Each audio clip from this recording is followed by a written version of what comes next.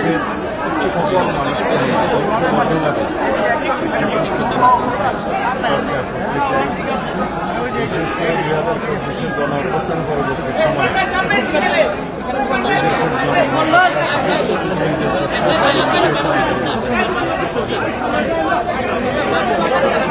রাষ্ট্র সংস্কারের উপরই গণতান্ত্রিক সংস্কারের উপরই একটু জোরে বলে আগামী দিনে একটি শক্তিশালী গণতন্ত্র প্রতিষ্ঠা হবে।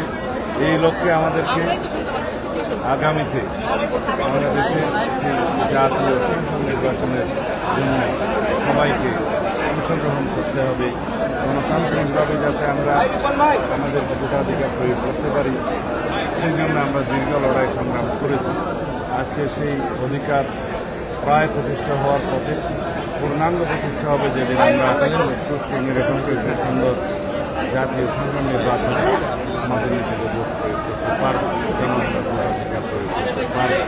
সেই জন্যই আমরা প্রতিনিয়ত সবাইকে আহ্বান জানাচ্ছি, আগামী জাতীয় সংসদ নির্বাচন হবে বাংলাদেশের গণতন্ত্রের পূর্ণাঙ্গ প্রতিষ্ঠার জন্য একটি সফল পরীক্ষা। সুতরাং বন্ধুগণ, আমাদের নির্বাচনের সকল রাজনৈতিক দল